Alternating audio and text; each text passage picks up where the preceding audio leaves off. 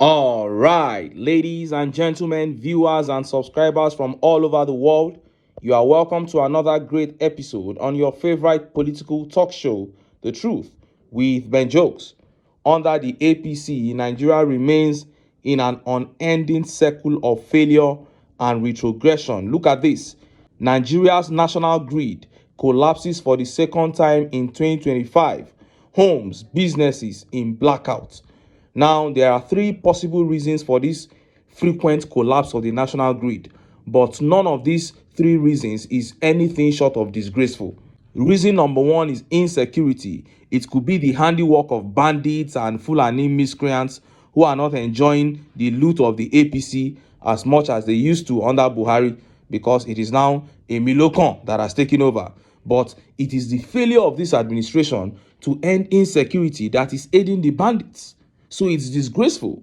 And reason two, it could be that the facilities around the grid have gone completely bad, but corruption of the last decade under the APC ensured that the grid was ignored. And finally, the constant collapse of the grid could be a strategy of Tinubu's Minister of Power to loot the country dry, because around October last year, federal government said they had spent 29 billion naira to repair damaged power towers. And knowing your country, you don't need the service of a clairvoyant to tell you that 99% of that money was embezzled. So there could be intentionally collapsing the grid so that more money can be pumped into repairing it for them to embezzle.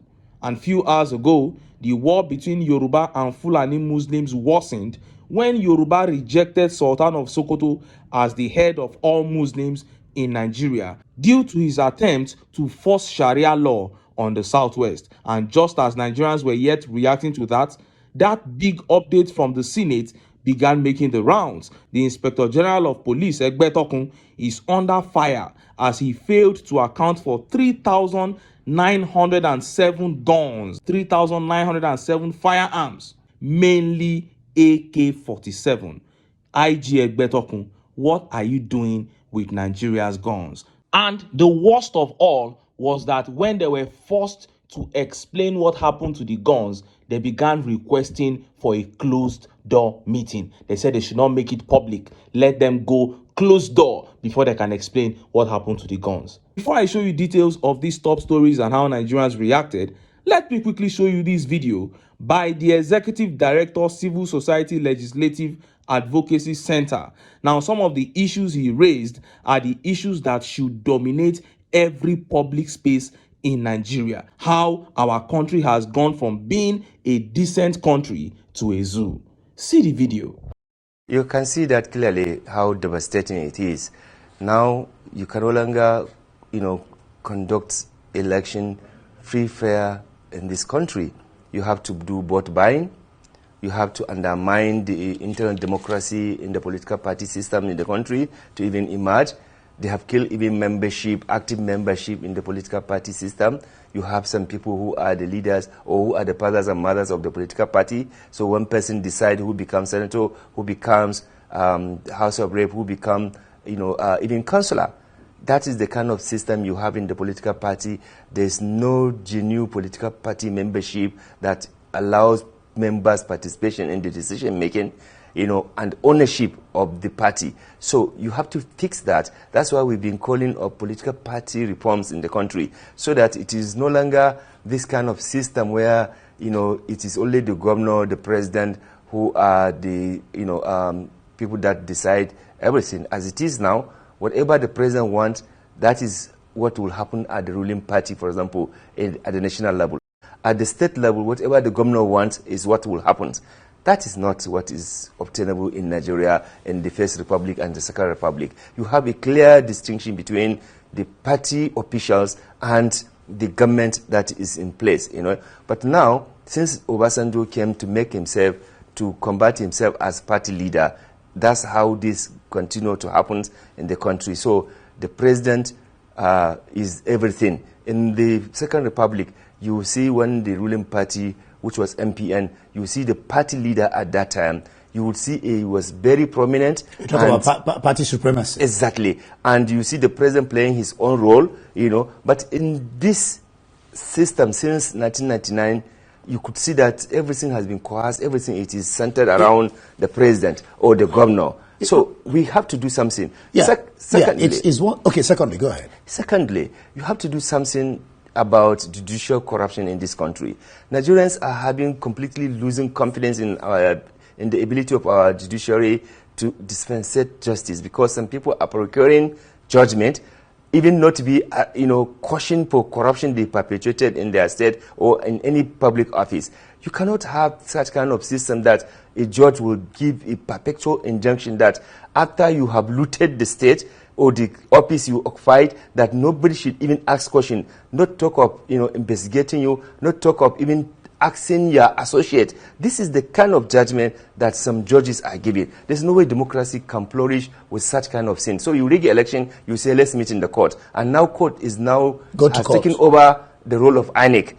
Judiciary have taken the role of INEC. Now, thirdly, the civil space that had been undermined, is also another pointer to how democracy cannot flourish. If you undermine the press freedom, you undermine civil society to, raise issues around human rights abuses, around, corruption, and you frame them, jail them, attack them because they speak about the evils of some people, then definitely there's no way you can have a flourishing democracy that we want. What a shame. Each time I hear that there was a time when decency existed in Nigerian politics, it always breaks my heart. We have gone from being a decent society to a zoo. At this juncture, instead of pretending about the issues in Nigeria, it is better to just call a spade a spade. How can we say we have a country when we can no longer conduct elections?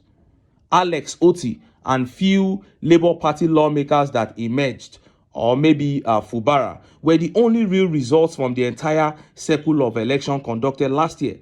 So where is the country? And that is why politicians are only concerned about their pockets, because they elected themselves. If the process of emergence of leaders is not transparent, forget about transparency in leadership. You can't have it. And that is what Peter Obi has been saying. You cannot come through the window into a house and try to clean it up. And of course, just like every other matter, Nigerians are the ones who can by themselves ensure that our electoral process is sanitized. Nigerians must rise and revolt against this political class. It is possible. And if that is not done, let us just forget about ever having a decent society again. Point blank, period. Now, let us look at the top stories. First is that update on the war between Yoruba Muslims and the Sultan of Sokoto. And next is that report coming out of the Nigerian Senate.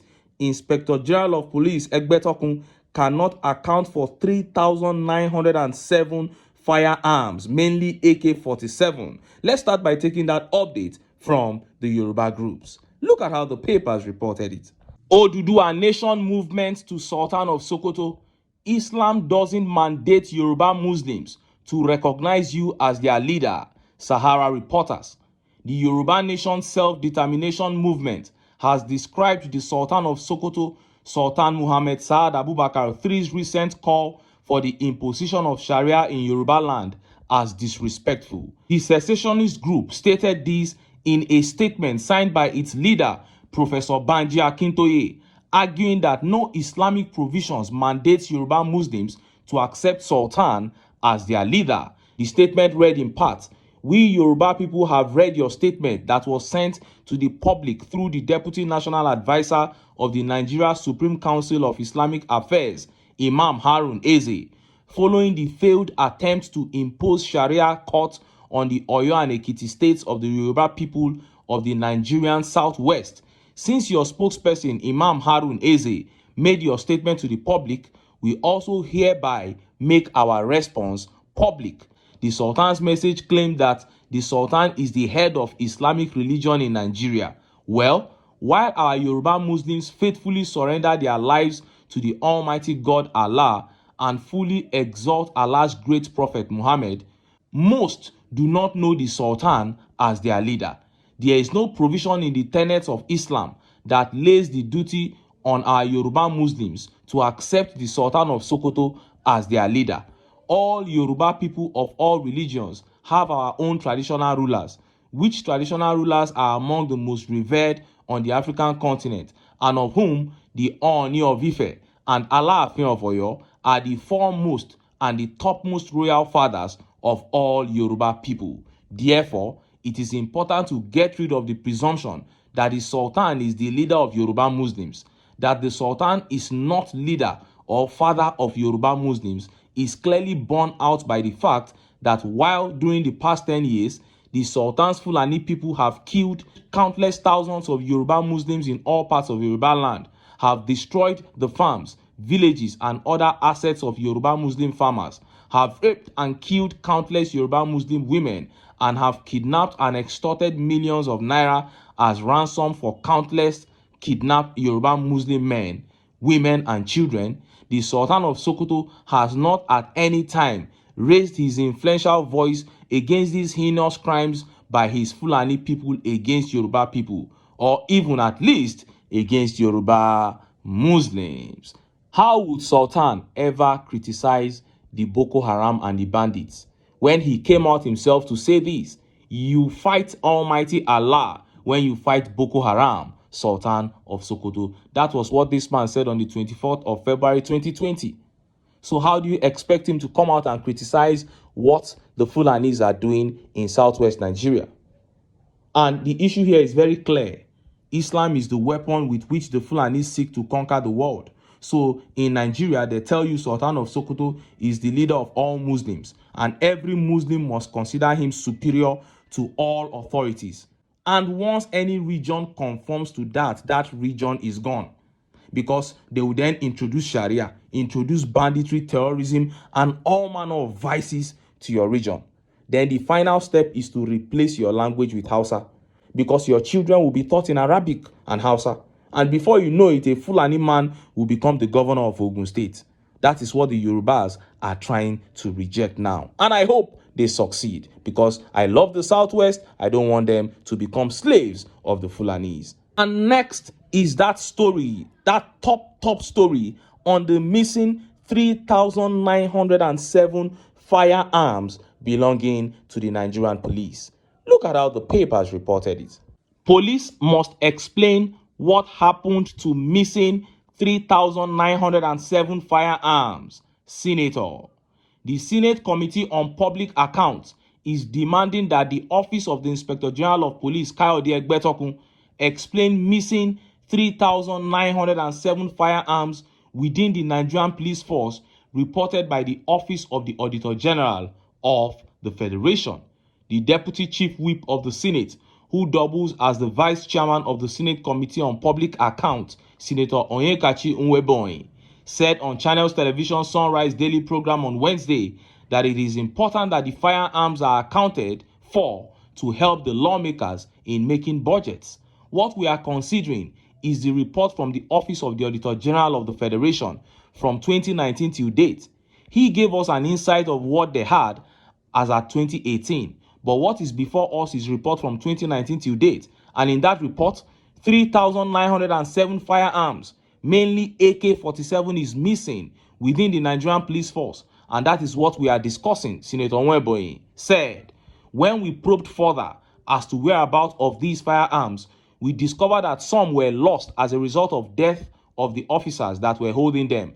And these people paid the supreme price, and we should honor them as a nation. However, over 99% is unaccounted for, and that is why we asked the AIG, who is representing the IG, to go and come back and give us facts on these, because all we need to know is to give account as to the whereabouts of these firearms. We need this information because it will guide us in making our budget. Because if the Nigerian police is losing so much number of arms, it is important that they be supported to replace the firearms, but the account of the missing ones must be given. The Inspector General of Police had appeared before the Senate Committee over the missing firearms on Tuesday, but excused himself and left Assistant Inspector General of Police Abdul Suleiman to entertain questions from the senators. The committee had insisted that the AIG disclose the whereabouts of the missing firearms, arguing that the issue is of national importance. In response, the AIG pleaded for discretion, stating that discussions on police firepower should not be made public. The police will not allow these weapons to go missing at any cost, but this is a security matter best discussed privately, he said. However, the majority of the lawmakers insisted on public accountability. Some senators, including Senator Victor Ome and Senator Joel Nwakpo-Thomas, sided with the chairman, disagreeing with all calls for a closed-door session. The Committee on Public Accounts declared dissatisfaction with the explanations, again summoning the Inspector General of Police to appear before the committee on Monday. You heard that. The Inspector General of Police, Egbetokun, and one of his AIGs were before the Senate. They said there are 3,907 missing firearms. This is a very, very serious issue. We are talking about the police that if you don't account for one bullet, if you cannot account for one bullet, you are liable to dismissal. Just one bullet. One single bullet. If you can't account for it, you are liable to dismissal. Let alone one gun. Let alone 2 guns, 3 guns, 10 guns. Now we are talking about 3,907 guns. They cannot account for them. And they said, what is happening, Oga? Tell us what happened to these guns. And this man began requesting a closed-door meeting. I don't know about you, but this is messing up with my head. Because this was the same thing that Minister of Finance Wale Edun did when they asked him to give account of the money saved from subsidy removal. He requested a closed-door meeting. We are talking about an important national discourse. You are requesting a closed-door meeting. When I say that these people have no respect for Nigerians, I think some of these occurrences should make what I'm trying to say clear to you. You should be looking for every opportunity to jump on the media to clear your name if you are innocent in this kind of matter. And for you to say that you want a closed-door meeting, it shows clearly that you are guilty. Because if your hands are clean, what are you hiding? You say it's a security matter. Are we foolish or what? What is a security matter about 1 + 1 being 2? 3,907 are missing. Tell us what happened. You say it's a security matter. How? And look at how Nigerians reacted. Let's take some of the tweet reactions. This tweet here by Ike says, and we are wondering how bandits, terrorists, kidnappers, armed robbers, and cultists are getting their weapons. The security agencies in Nigeria are the ones sponsoring and arming those people causing havoc in this country. The IG must resign and be charged for the missing guns. Now, it is easy to argue with what Ike posited here, but how else can you explain this? That 3,907 guns, that number, that volume is missing, and these people cannot account for it. They are requesting closed-door meeting to say what actually happened to the guns. Isn't that suspicious? And all these terrorists, the bandits, are getting guns. We don't know where they are getting these guns from. Isn't this a strong link to their source of getting these guns? And Sayonga here says, if the president is serious, the police will answer. This comment looks very short and simple, but it is very weighty. You know, Peter Obi was saying that if the sitting president, the man in Aso Rock in Nigeria, he said if his hands are clean, if he's not involved in crime and corruption, his wife and his other family members and friends are not involved in crime and corruption, he said more than 70% of the corruption in Nigeria will be gone. Now, you may want to ask that how can the president control his wife, his children, and his family and friends? It is very simple. Once they know that if a matter comes to your table, you are going to judge that matter dispassionately, no matter whose ox is God, then you have put them in check. 3,907 guns missing. Peter Obi is sitting in Aso Rock. He hears something like that. Omo, the IG is going on. He will be suspended. He will give him 24 hours to explain that thing, or else he faces suspension. And from there, the judiciary will take its course. And others will take dressing when other people in the position of power see that nobody is immune to punishment. Everybody, Nigerians can obey laws. Oh. Nigerians can obey laws. They just want to first see that offenders will be punished. Once they see that offenders will be punished, you will see how Nigerians will obey laws. And I'm urging Nigerians, we are not just noisemakers. I'm urging Nigerians to keep these aboriginal sentiments aside. These sentiments are the things killing us. Let us keep them aside. Unite.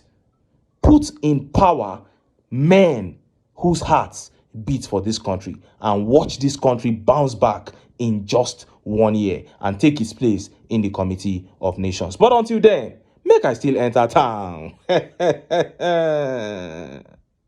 I go get some ogbonge political news wey una go like. Why? Because of una. Now I dey here, so don't go away. Don't go.